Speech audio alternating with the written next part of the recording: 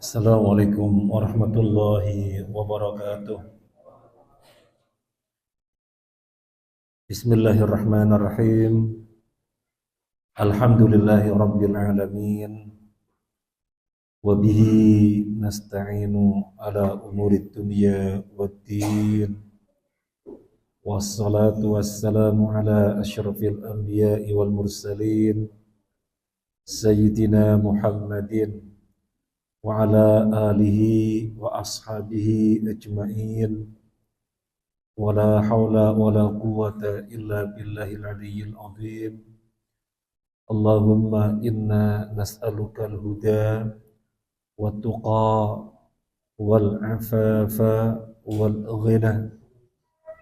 اللهم إنا نسألك بأنك أنت الله الذي لا إله إلا أنت الأحد الصمد الذي لم يلد ولم يولد walam yakul lahu kufuwan ahad, an taj'alana minal mustaqimin, an taj'alana ladaina al-istiqamah, amin ya rabbal alamin. Para jamaah rahimanurrahimakumullah, kita bersyukur kepada Allah Azza wa Jalla yang memberikan kita nikmat taufik sehingga kita insyaallah bisa bareng-bareng terus mengistiqomai tadabbur Al-Quran, biar kita tidak termasuk golongan orang yang tercela gara-gara tidak mentadabburi Al-Quran. Allah berfirman, afala yatadabbaruna Al-Quran am ala qulubin aqfaluha. Apakah mereka tidak mentadabburi Al-Quran ataukah di hatinya ada tutup? Karena hatinya ada tutup, tertutup, sehingga tidak tergerakkan untuk mentadabburi Al-Quran. Alhamdulillah para jamaah, meskipun sepekan sekali, kadang dapat 2 ayat, 3 ayat, tapi pelan-pelan kita bareng-bareng mentadabburi Al-Quran. Insyaallah kita punya azam yang kuat akan terus mentadabburi Al-Quran selama masih diberi umur. Ma'asyiral muslimin rahimakumullah, surat Hud terakhir kita bahas ayat 12. Sekilas kita ulangi sebelum melanjutkan ke ayat yang berikutnya, ayat 13. A'udzu billahi minasyaitonir rajim. فَلَعَلَّكَ تَارِكٌ بَعْضَ مَا يُوحَى إِلَيْكَ وَضَائِقٌ بِهِ صَدْرُكَ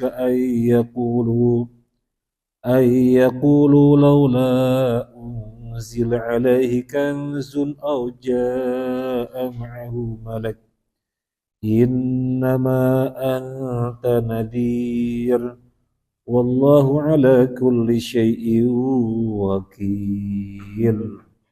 Maka boleh jadi engkau Muhammad tidak meninggalkan sebagian dari apa yang diwahyukan kepadamu dan dadamu sempit karenanya. Karena mereka akan mengatakan, mengapa tidak diturunkan kepadanya harta kekayaan atau datang bersamanya malaikat? Sungguh, engkau hanyalah seorang pemberi peringatan dan Allah memelihara segala sesuatu. Barakallahu fiik. Kita terjemah lafziyah terlebih dahulu.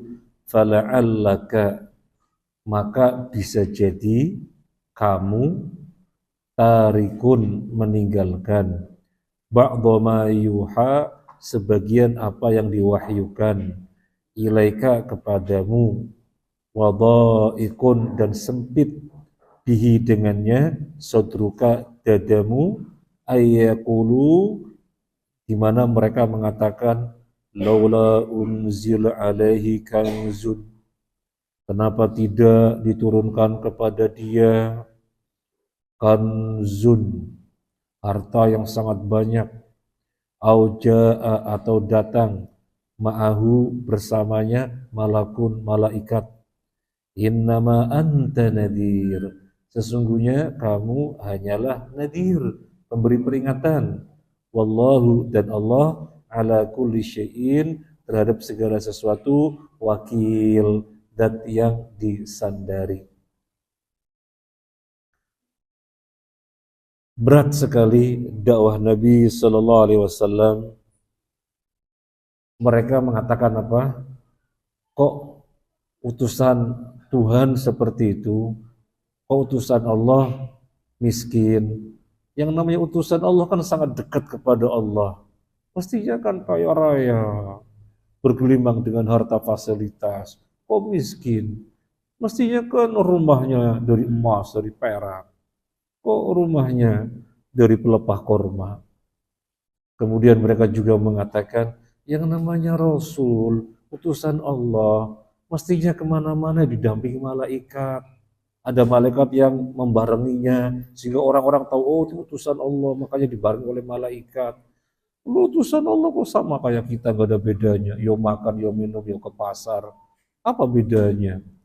Maka Allah berfirman, bisa jadi kamu, yang dimaksud Nabi Sallallahu Alaihi Wasallam, meninggalkan apa yang telah diwahyukan kepada kamu. Kamu gak mau menyampaikan lagi kepada manusia. Saking beratnya kamu, saking bebannya hati kamu menghadapi ejekan-ejekan yang sedemikian rupa. Maka bisa jadi kamu meninggalkan wahyu yang diwahyukan kepadamu untuk kamu sampaikan kepada manusia. Bisa jadi kamu meninggalkan. Menunjukkan apa? Beratnya beliau di dalam berdakwah, ejekannya sedemikian rupa, diolok-olokannya sedemikian rupa, berat. Sampai Allah berfirman kepada beliau seperti itu. Kemudian Allah menghibur, innama anta nadhir. Kamu ini hanya pemberi peringatan saja. Urusan mereka menerima atau tidak, kemudian bagaimana ulah mereka, respon mereka, ya kamu yang penting memberi peringatan saja. Yang penting kamu menyampaikan saja. In anta illal balagh wa ma 'alaika illal balagh. Kamu menyampaikan saja. Wallahu ala kulli syai'in wakil, dan Allah lah yang segala sesuatu sebagai zat yang disandari. Urusan mereka dapat hidayah atau tidak, itu urusan Allah. Allah zat yang disandari. Yang terpenting kamu menyampaikan. Dari sini ibroh yang sangat besar bagi kita adalah kita harus bisa mengambil nilai dari ayat ini. Nabi tidak boleh kemudian berhenti gara-gara beratnya dakwah, sehingga Allah menghibur.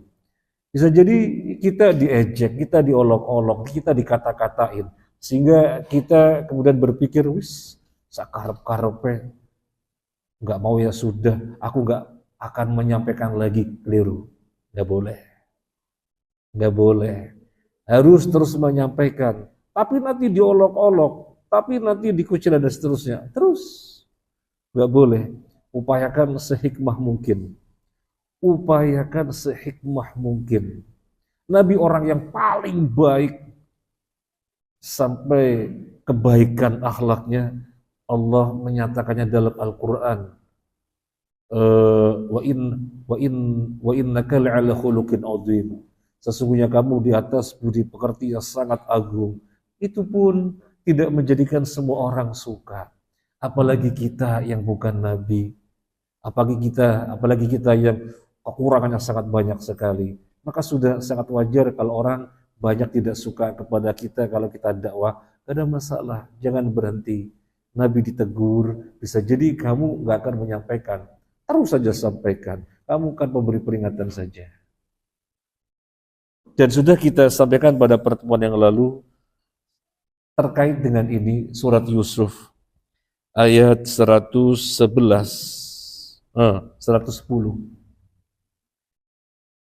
Maknanya sama dengan ayat ini, Yusuf 110, dari satu surat yang berikutnya.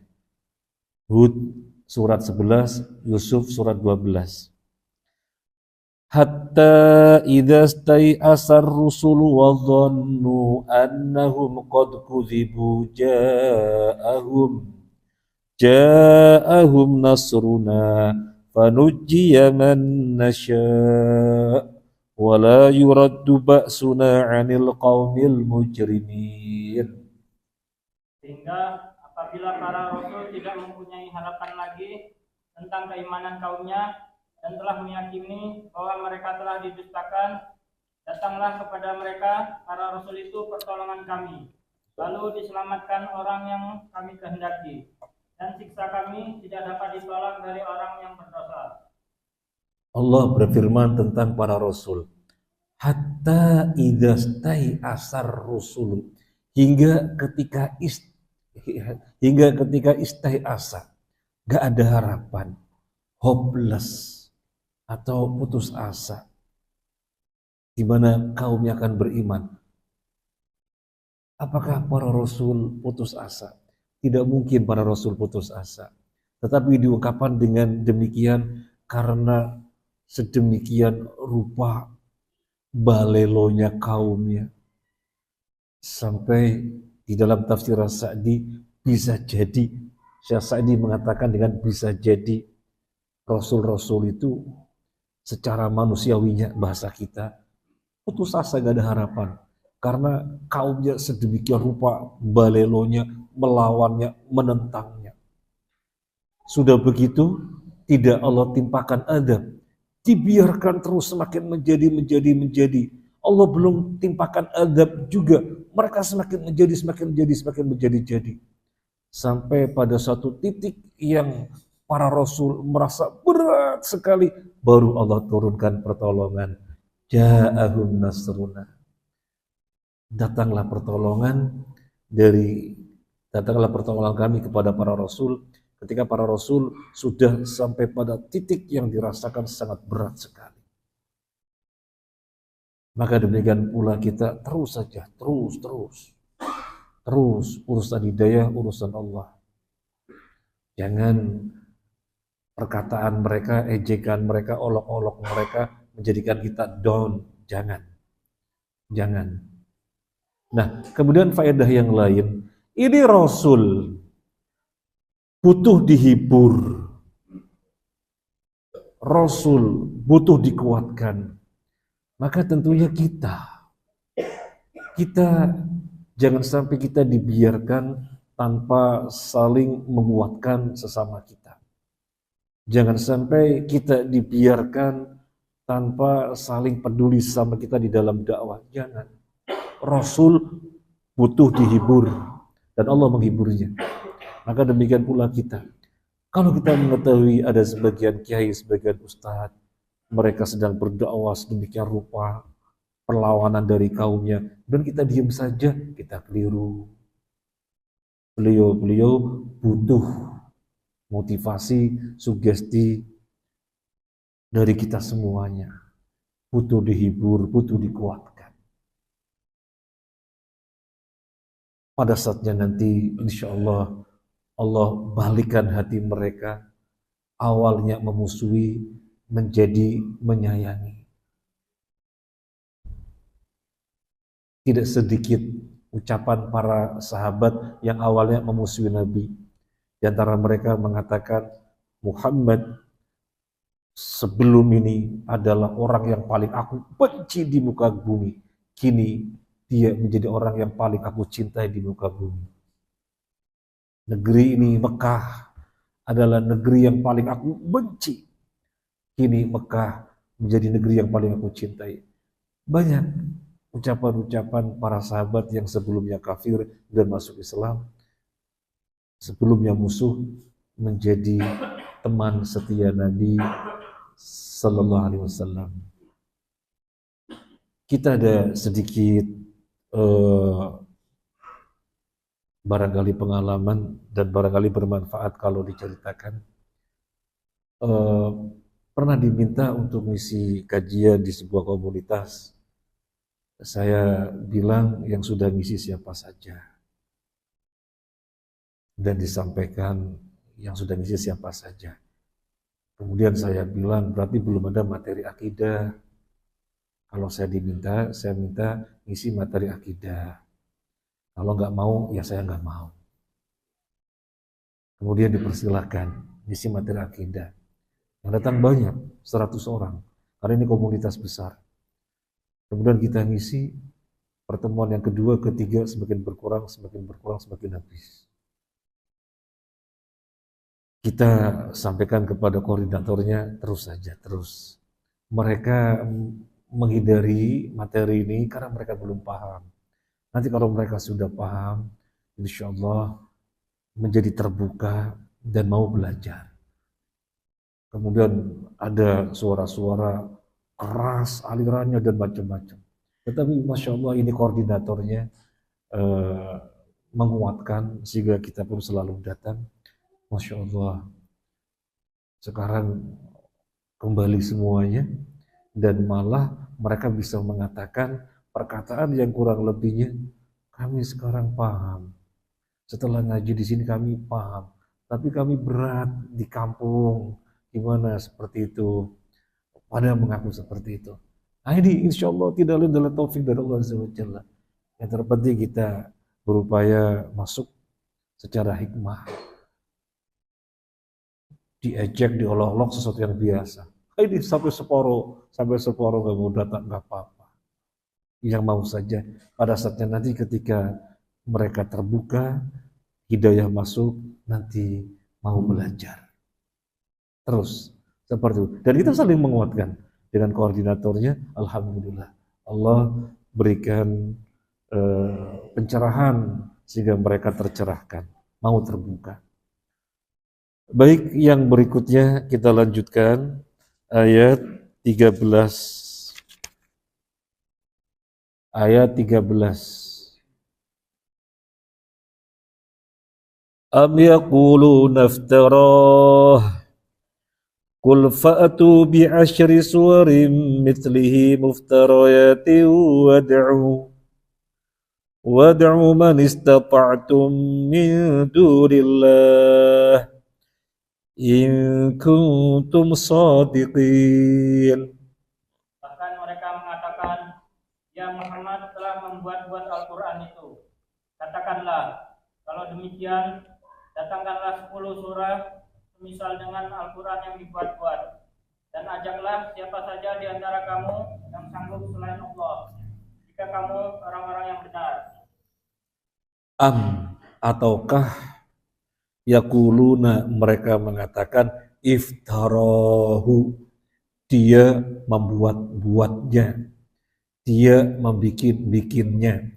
Yang dimaksud ucapannya orang-orang kafir, Muhammad membuat-buat Al-Quran. Muhammad membikin-bikin Al-Quran. Al-Quran itu syair-syair buatan Muhammad, kata mereka. Kemudian Nabi disuruh mengatakan, Qul, katakanlah kepada mereka yang mengatakan Al-Quran bikinan kamu. Fa'tu, maka datangkanlah bi asyri suwarin 10 surat mithlihi yang semisalnya, muftaroyatin yang dibikin-bikin. Kalian kan mengatakan ini dibikin-bikin Muhammad. Sekarang datangkan 10 surat yang semisalnya saja yang kalian bikin-bikin. Wad'u, dan serulah, panggillah, man siapa istata'tum yang kalian mampu untuk mendatangkan, panggil, min dunillahi selain Allah. Panggil siapapun selain Allah untuk membantu kamu di dalam membikin-bikin 10 surat saja yang seperti Al-Quran. In kuntum shodiqin, jika kalian benar.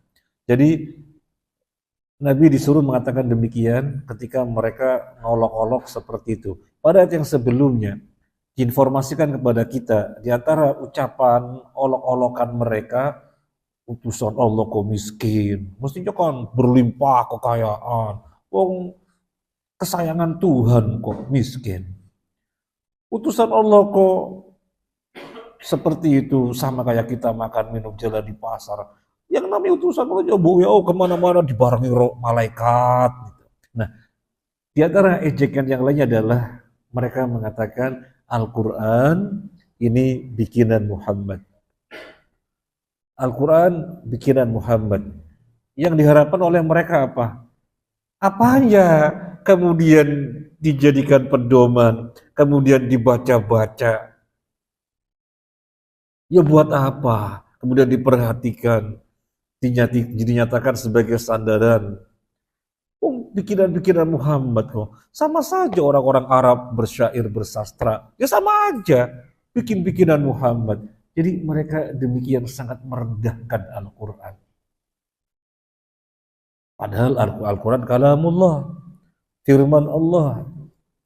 Maka ketika mereka mengolok-olok demikian, Nabi SAW diperintahkan untuk menjawab dengan jawaban seperti dalam ayat ini. Kalau memang Al-Quran bikinanku sebagaimana tuduhan kalian, wis gini ayat. Ini kan bahasa Arab. Kalian juga bahasa Arab kan kalau ngomong alif batata jim haho. Ya kan sama? Ayo bikin. Bikin wis 10 saja, 10 surat. Nggak usah 114. Bikin. Dan kamu minta bantuan siapa saja selain Allah. Minta bantuan kepada siapa saja selain Allah. Silahkan. Dengan jin juga silahkan. Datangkan 10 surat saja. Gak usah 114 surat. Karena awalnya mereka ditantang membuat 114 surat. Dan benar-benar gak mampu. Maka diturunin 10 surat saja. Qul la in ijtama'atil insu wal jinnu ala ayyatu bimithli hadzal Qur'an la ya'tuna bimithli walau kana ba'dhuhum li ba'din dhahira. Katakanlah jika manusia dan jin bersekongkol untuk mendatangkan yang seperti Al-Quran ini 114 surat, mereka gak akan bisa meskipun mereka bau-membau. Gak akan pernah bisa. Diturunin 10 surat saja. Ayo bikin 10 surat saja. Sama-sama bahasa Arab kan, kalian menuduh ini bikinanku. Sekarang kalian bikin. Dan tidak pernah terbukti mereka bisa membuat 10 surat saja. Gak pernah terbukti. Padahal orang Arab ketika itu, mereka itu sedang berbangga-banggaan dengan sastra. Orang yang terpandang, orang yang hebat ketika itu, ketika sastranya jempol, maka itu orang jempol. Jadi hebat sekali sastranya mereka, syuara, ahli syair, ahli bersastra. Sama-sama bahannya huruf hijaya, ayo bikin. Gak pernah bisa. Sampai dari 10 surat diturunkan menjadi 1 surat saja. Wa in kuntum fi raibin mimma nazzalna ala abdina fa'tu bi surah. Datangkan 1 surat saja, gak usah 10 surat. Juga tidak bisa. Karena ini bukan bikinan Nabi Muhammad SAW. Ini kalamullah. Sekarang kita terpancing untuk membahas apa yang dimaksud dengan kalamullah. Kalam, firman Allah. Pembicaraan Allah. Pembicaraan Allah. Kita akan membahasnya, tetapi butuh sabar. Karena justru perkara ini yang terjadi pertentangan hebat antara salaf, pemahaman yang bersambung sampai sahabat, dengan orang-orang Asy'ariyah. Di antaranya adalah pembahasan tentang Al-Quran kalamullah. Bagi orang Asy'ari, Allah berbicara tidak dengan suara dan tidak dengan huruf. Allah berbicara tidak dengan suara dan tidak dengan huruf. Terus bagaimana? Kalamullah adalah hadithun nafsi, kata orang-orang Asy'ariyah. Kalamullah adalah pembicaraan atau bicara kejiwaan, bukan hadithun nafsi, bukan pembicaraan yang dengan huruf, dengan suara, tapi pembicaraan yang sifatnya kejiwaan. Bukan dengan huruf dan bukan dengan suara. Maka nanti akan kita bantah, tetapi kita akan membacakannya pelan-pelan, insya Allah sampai sana. Butuh sabar. Aqidatu ahli sunnah wal jamaah annallaha yatakallamu bikalamin hakiki mata sya'a kaifa sya'a bima sya'a biharfin wa sautin la yumathilu aswatal makhlukin. Ahlussunnah wal Jamaah memiliki akidah bahwasanya Allah berbicara dengan pembicaraan dengan makna yang sebenarnya berbicara. Mata sya'a, kapan dia menghendaki. Kaifa sya'a, bagaimana dia menghendaki. Bima sya'a, dengan apa dia menghendaki.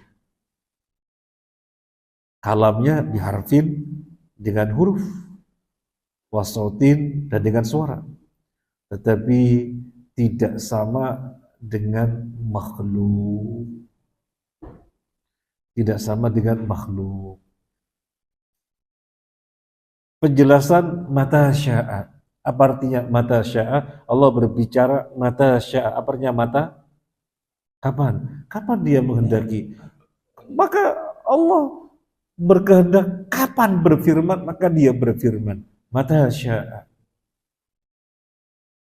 Kemudian bima sya'a. Apa artinya bima sya'a? Dengan apa yang dia kehendaki. Bi'tibaril kalam, yakni mawdu'ul kalam min amrin aw nahyin aw ghairi dzalika. Dengan apa dia menghendaki daripada pembicaraan? Dengan perintahkah? Dengan larangankah? Terserah yang dia kehendaki. Ini bima sya'a. Kemudian kaifa sya'a. Apa artinya kaifa? Bagaimana? Bagaimana dia menghendaki? Bagaimana dia menghendaki?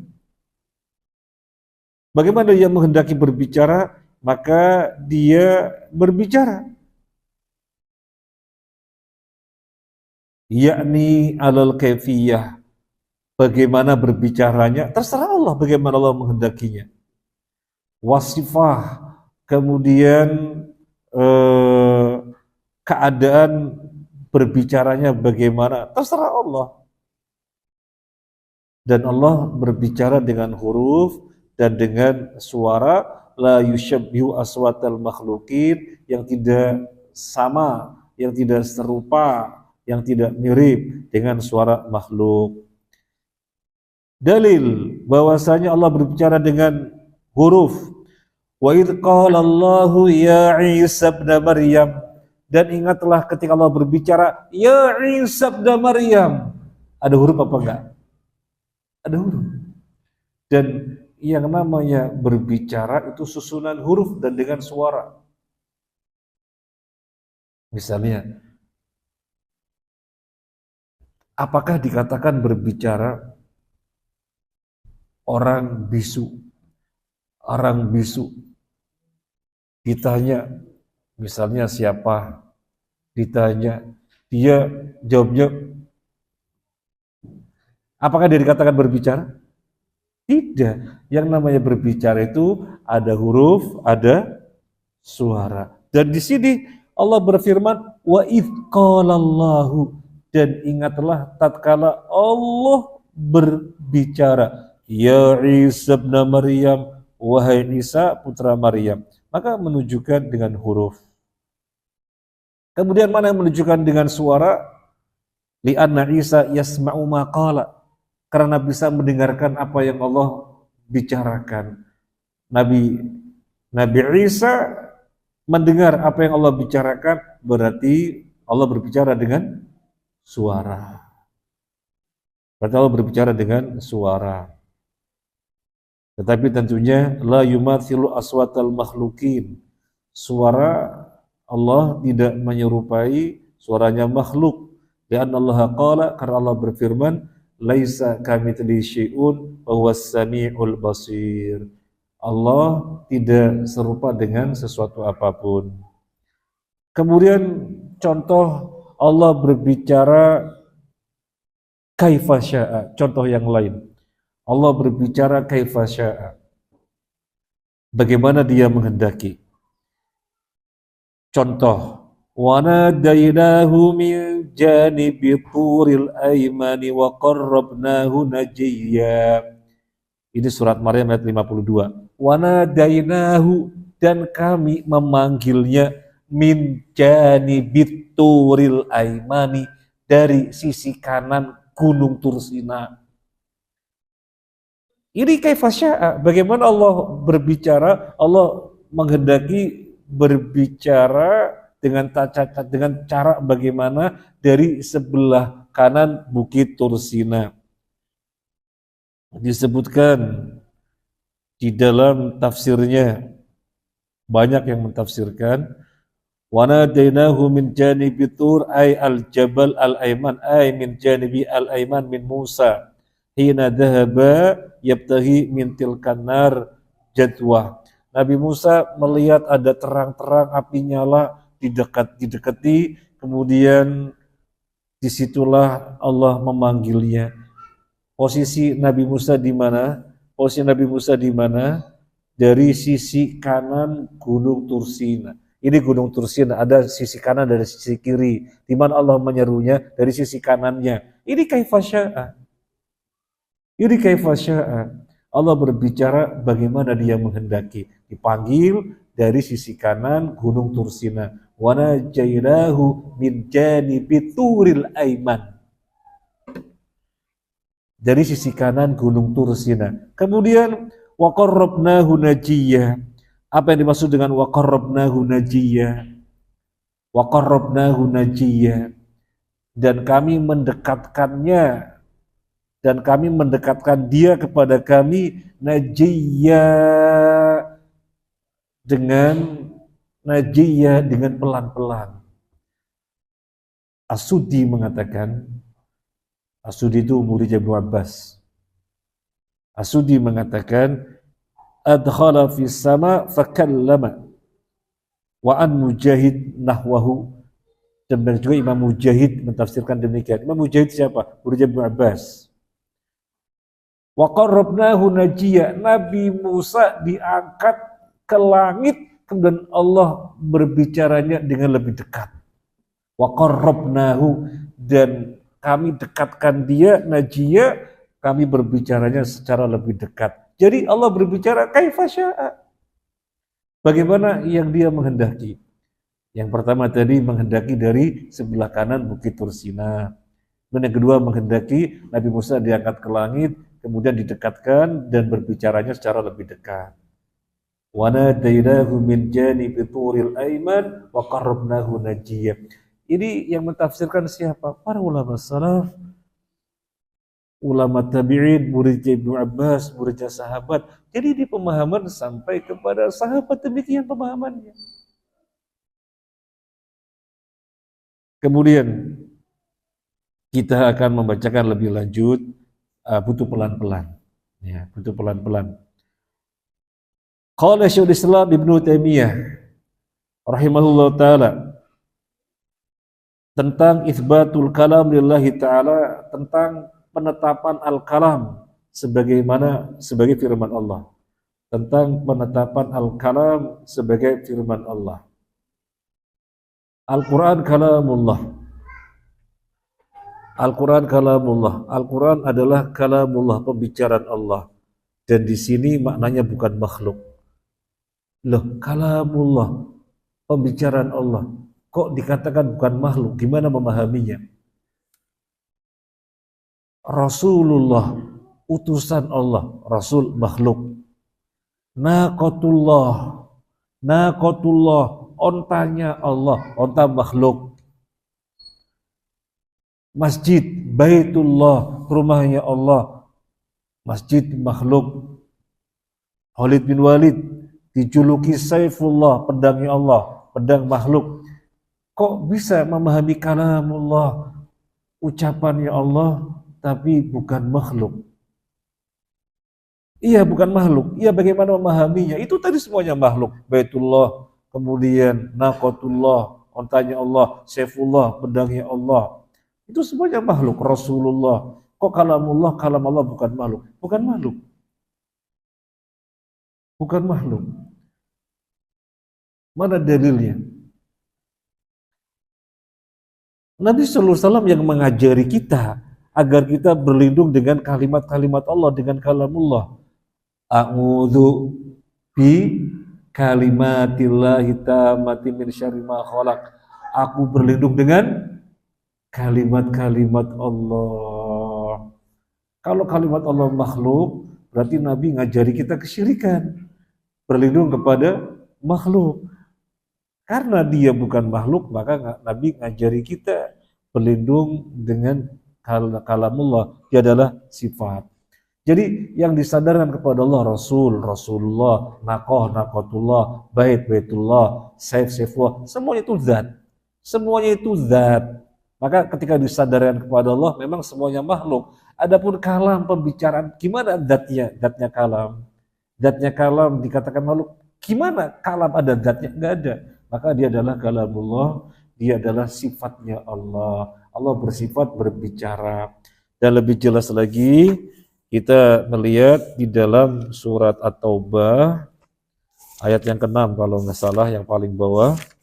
Allah berfirman, فَإِنْ أَحَدٌ مِّنَ الْمُشْرِكِينَ اسْتَجَارَكَ فَأَجِرْهُ حَتَّى يَسْمَعَ كَلَامَ اللَّهِ.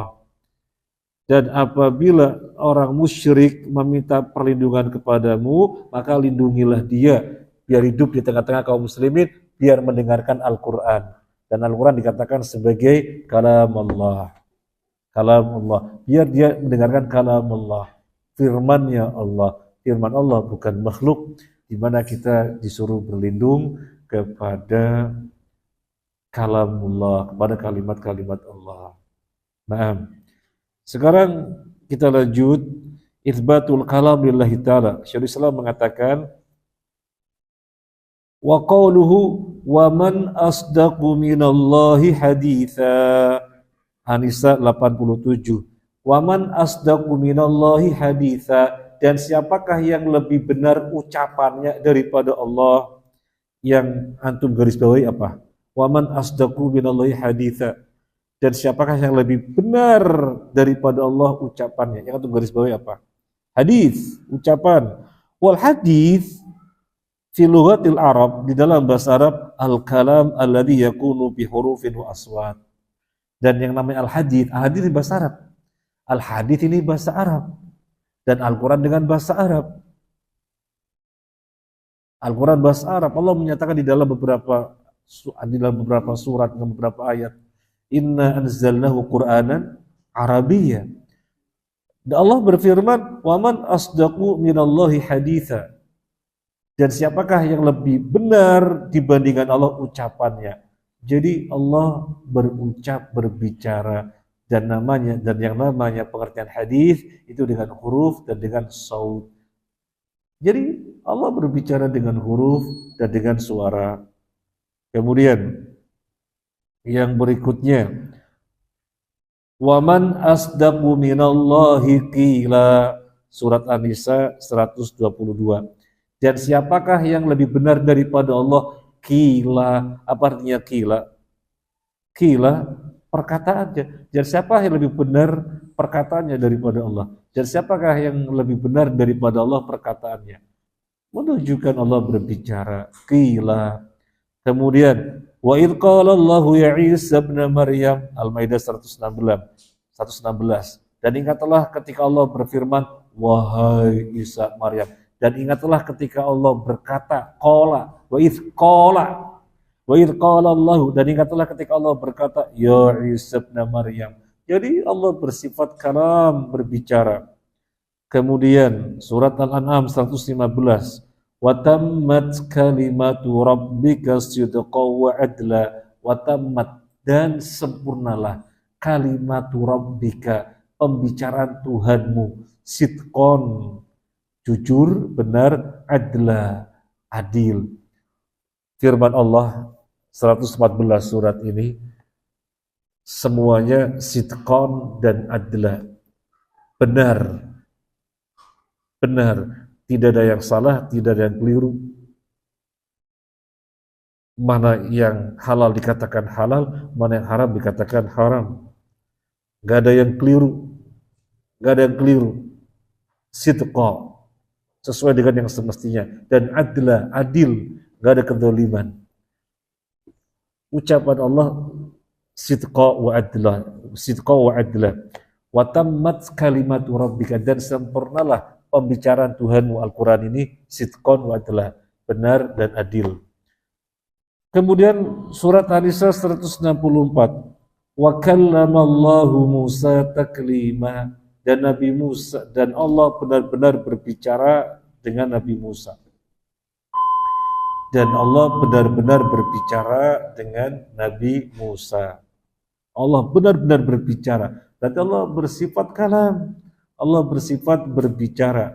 Bagaimana Allah berbicara? Masih ingat? Mata sya'a, bima sya'a, kaifa sya'a. Mata sya'a, bima sya'a, kaifa sya'a.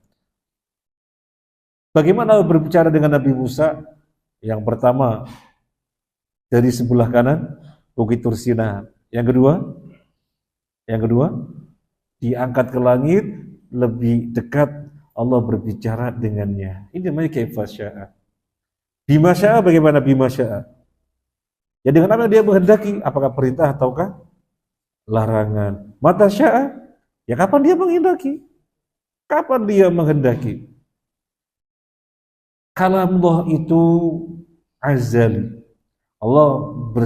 Kalamullah bersifat azali, sebagaimana zatnya.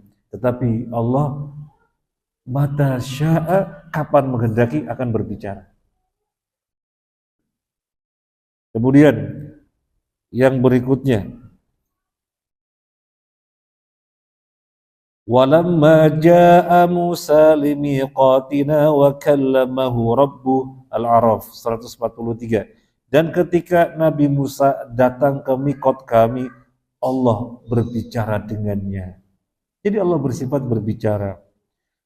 Wa nadainahu min janibi turil aimani wa qarrabnahu najiyya, Maryam 52 yang tadi kita bahas.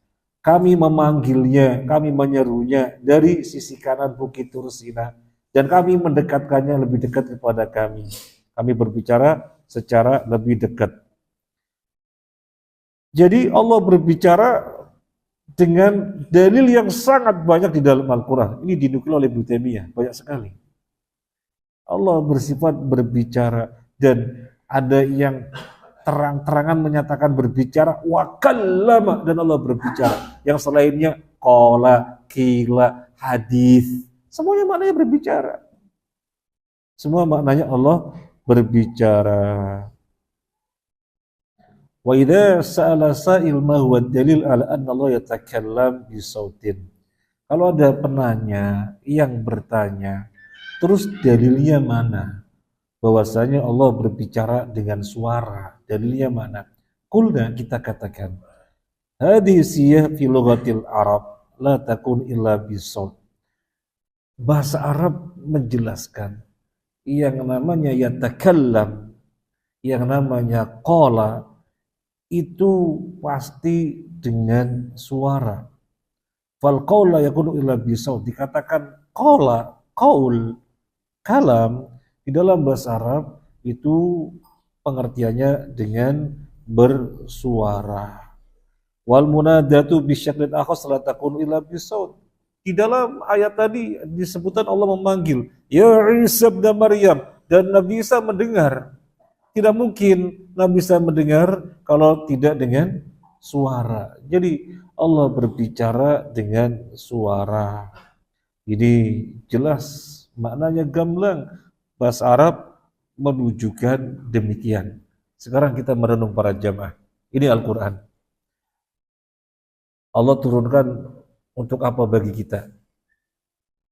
Ini Al-Quran. Allah turunkan melalui Nabi sallallahu alaihi wasallam sampai kepada kita dan sampai hari kiamat nanti. Sebagai apa? Pedoman. Yang namanya pedoman itu bahasanya lugas apa sandi-sandi? Pedoman. Kira-kira lugas apa? Cuklak-cuklak. Bahasanya lugas apa sandi-sandi? Lugas. Gimana dikatakan pedoman kalau tidak jelas? Jadi Al-Quran ini dengan bahasa yang lugas, gamblang. Sampai para ulama mengatakan tidak ada ijaz dalam Al-Quran. Tidak ada ijaz, tidak ada redaksi yang sifatnya kiasan. Semuanya redaksinya adalah lugas. Majas dalam bahasa kita majas. Tidak ada redaksi yang kalimat-kalimatnya majas. Semua kalimatnya adalah kebalikannya majas apa? Ah, ya narasi yang ya, apa? Ya yang bukan majas lah gitu ya. Ah, saya dulu belajar bahasa Indonesia ada majas. Bukan majas. Sampai para ulama mengatakan Al-Quran ini gamblang. Nggak ada redaksinya yang majas. Semua redaksinya itu lugas. Ya. Nggak ada majas. Ya. Kalau kita belajar bahasa Indonesia kan ada majas hiperbola, ada majas personifikasi, ada majas apa lagi. Bahasa Indonesia dulu nilainya 6. Jadi jangan salahkan saya kalau saya nggak kuasai. Nilainya 6 dulu.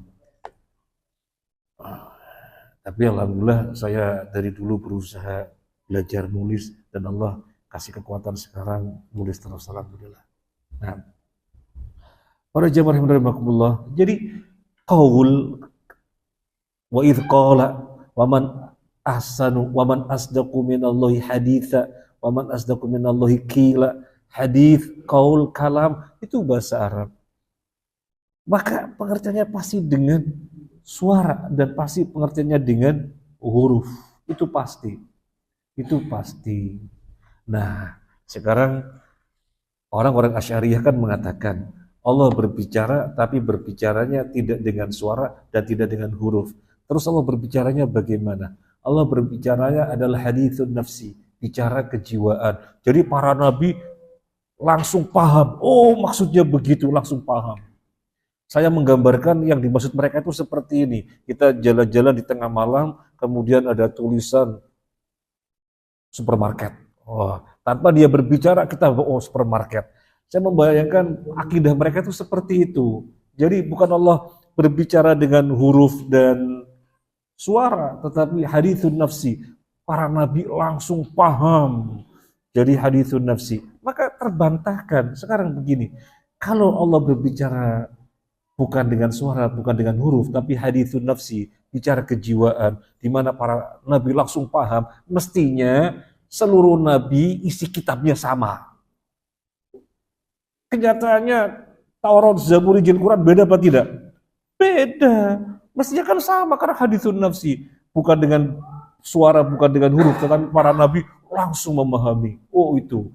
Mestinya seluruh kitab sama. Kenyataannya berbeda. Ini yang pertama.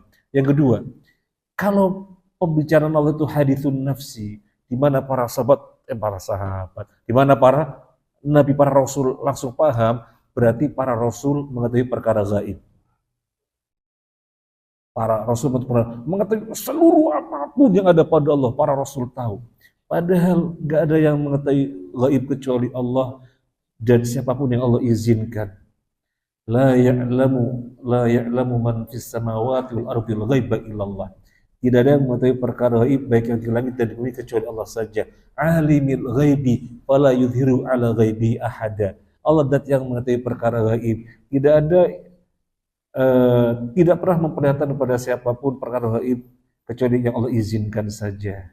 Mir rasulin, dari kalangan rasul yaitu malaikat dan nabi. Kalau Allah mengizinkan. Kalau tidak, ya mereka tidak tahu perkara gaib. Nabi juga disuruh mengatakan dalam surat Al-A'raf, Allah berfirman dalam surat Al-A'raf punya bagaimana itu.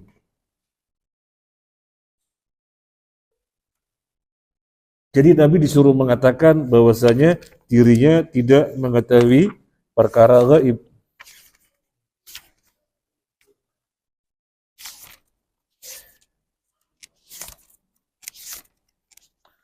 Qul la amliku nafsi naf'an wala darran illa ma syaa Allah walau kuntu a'lamul ghaiba lastakthartu minal khairi wa ma massani yasu. Katakanlah, aku tidak kuasa atas diriku. Manfaat aku datangkan, mudarat aku tolak, aku enggak kuasa. Kalau aku mengetahui perkara gaib, niscaya yang mengenai aku yang baik-baik saja. Kalau aku tahu perkara gaib, kenyataannya yang mengenai aku ya banyak hal yang tidak menyenangkan. Dalam perang Uhud berdarah-darah di sini ya, karena aku nggak tahu perkara gaib. Kalau aku tahu di situ kena pentungan tombak, ya aku nggak ke situ sehingga nggak berdarah-darah. Jadi Nabi disuruh mengatakan bahwasanya dirinya nggak tahu perkara gaib. Sementara akidah Asy'ariyah yang mengatakan pembicaraan Allah itu haditsun nafsi, pembicaraan jiwa, bukan dengan suara, bukan dengan huruf, maka di sini harus dipahami berarti seluruh nabi tahu perkara gaib, langsung paham. Apa yang ada pada Allah langsung paham. Berarti para nabi mengerti perkara gaib, dan itu tidak mungkin karena nggak ada yang tahu perkara gaib kecuali Allah. Bantahan yang berikutnya, kalau Allah tidak berbicara dengan suara dan huruf, sehingga para nabi yang langsung paham itu yang dikehendaki oleh Allah, langsung paham. Bantahan yang ketiga, terus apa bedanya Nabi Musa dengan nabi-nabi yang lainnya? Nabi Musa disebut dengan apa? Kalimullah, nabi yang diajak bicara. Wa kallamallahu Musa taklima, Allah mengajak Nabi Musa berbicara secara langsung. Terus apa bedanya Nabi Musa dengan nabi-nabi yang lainnya? Sebutan Nabi Musa sebagai kalimullah, nabi yang langsung diajak bicara, menjadi tidak ada artinya. Karena seluruh nabi ternyata langsung bisa memahami dengan haditsun nafsi. Maka menjadi tidak ada maknanya Nabi Musa sebagai kalimullah. Kemudian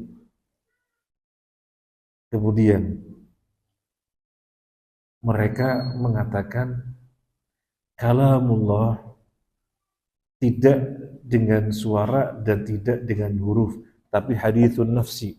Karena tanpa batas, la yatajazza, tanpa batas. Kalau dengan huruf dan dengan suara maka terbatasi, padahal kalamullah tanpa batas. Maka jawabannya adalah tadi, kenyataannya Al-Quran ini 30 juz, nanti dibatasi dong. Makanya Al-Quran itu kalamullah, Allah itu berbicara selain mata sya'a, selain kaifa sya'a, maka bima sya'a. Allah menghendaki berbicara yang tertuang di dalam mushaf yang ada di hadapan kita, Al-Quran 114 surat. Ini Allah menghendaki demikian. Jadi kalamullah azali sebagaimana zatnya, tetapi Allah berbicara kapan saja Dia menghendaki, bagaimana Dia menghendaki, dan apa tadi yang belum? Tata cara Dia menghendaki, bagaimana bicaranya. Nah, di dalam surat At-Taubah yang tadi sudah kita bacakan, wa in ahadum minal musyrikin astajaraka fa'ajirhu hatta yasma' kalam Allah.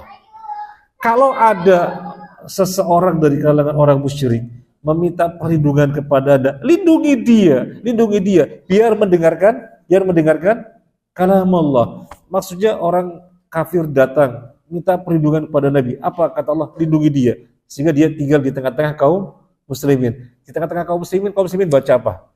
Al-Quran. Dan untuk mengatakan Al-Quran apa firman Allah?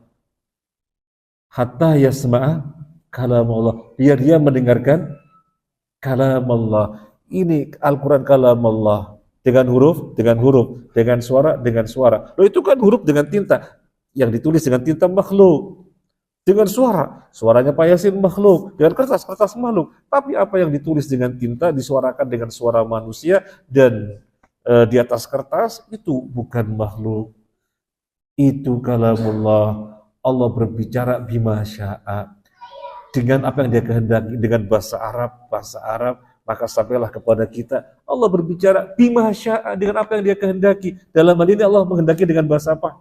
Sampai kepada kita dengan apa? Dengan bahasa Arab.